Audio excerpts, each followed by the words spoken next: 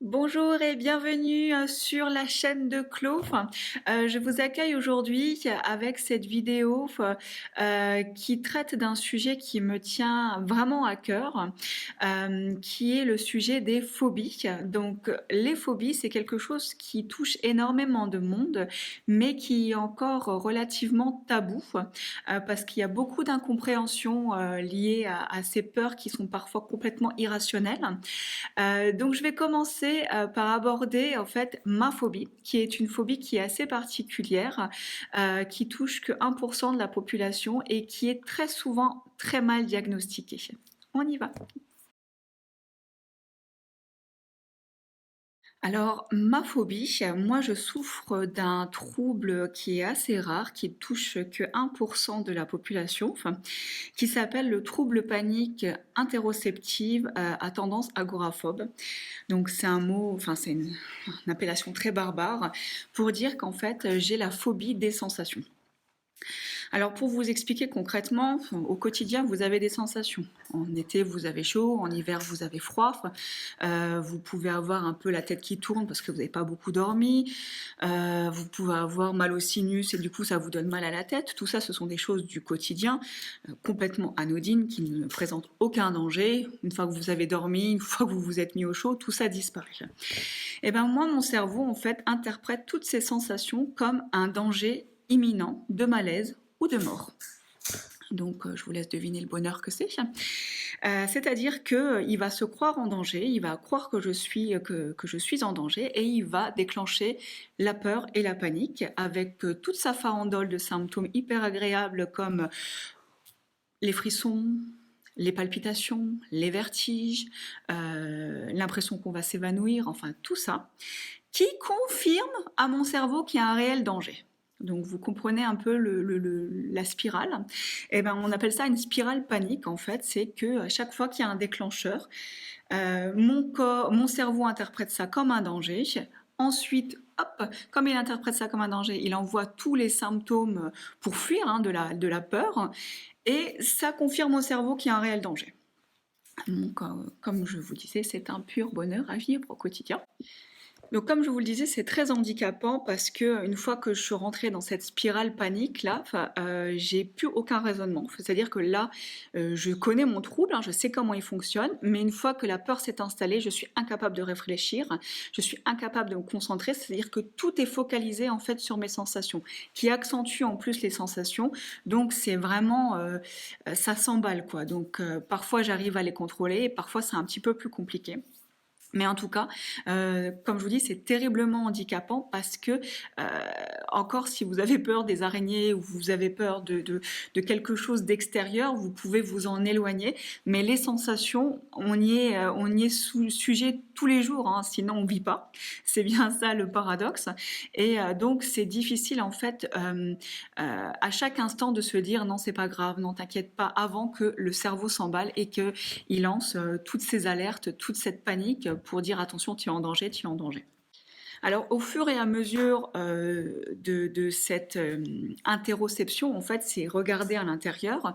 Mon cerveau, en fait, a développé une sensibilité extrême à toutes les sensations que je peux ressentir. Ça, c'est aussi quelque chose de très particulier.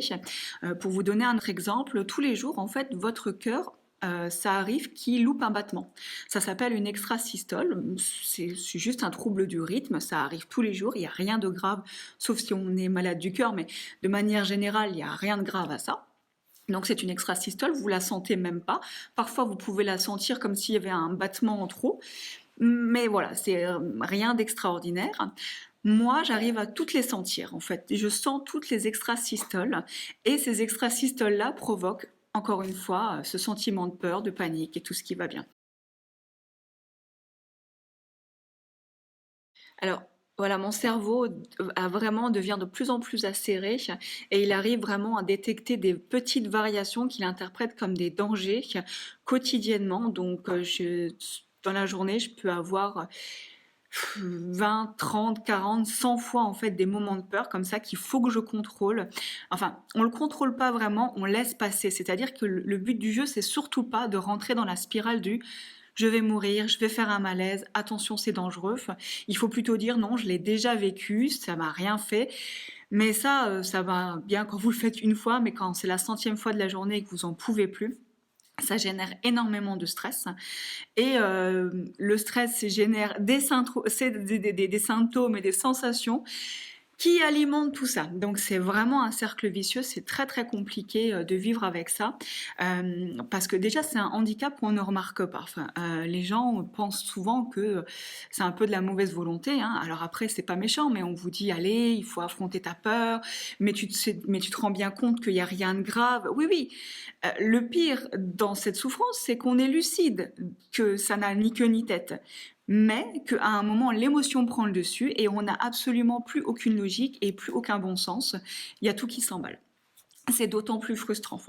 Il y a beaucoup de gens qui ne comprennent pas aussi, qui se disent ben, c'est juste un manque de volonté ou elle se complaint dans son malheur, mais en fait non, c'est très difficile parce que euh, vous devez réapprendre à votre cerveau que tout ça, ce sont des choses normales.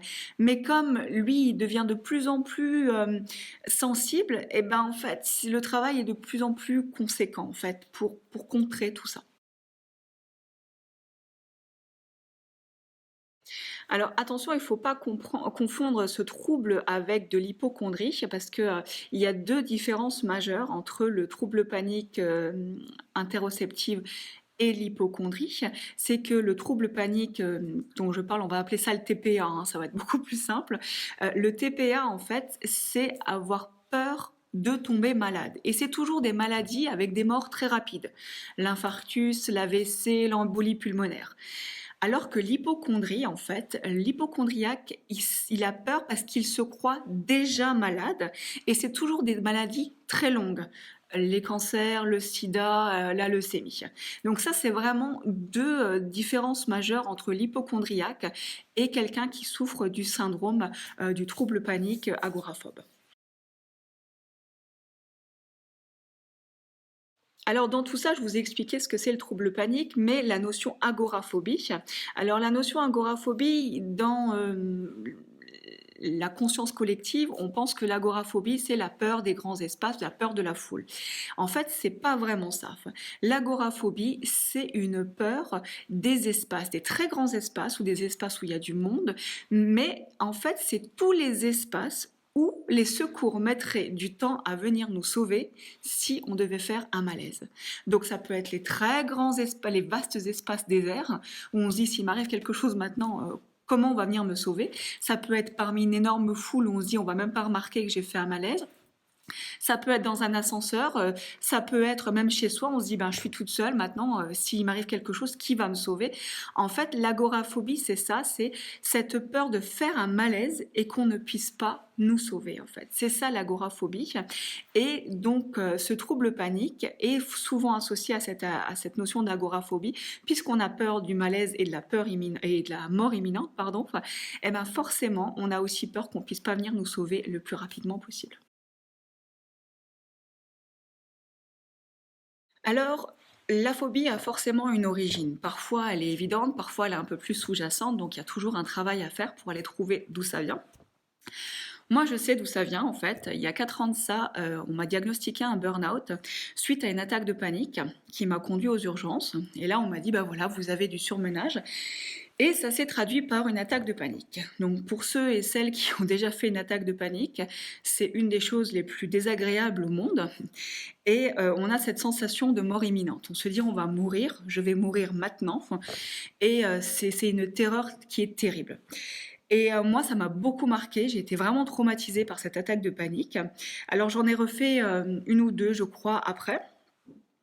Mais à partir de ce moment-là, toute mon énergie et toute ma force et ma conviction et tout ce que j'avais a été euh, canalisé pour que ça ne se reproduise plus. Le problème étant, c'est quand on fait ça, en fait, on entretient ce trouble. On entretient en fait la peur parce que on vit perpétuellement aux aguets en disant là, il y en a peut-être une qui va se déclencher. Attention, là, ces symptômes-là, je l'ai déjà eu. Et en fait, on entretient la peur comme ça, et c'est comme ça que s'installe le trouble panique. C'est ce qui s'est passé pour moi.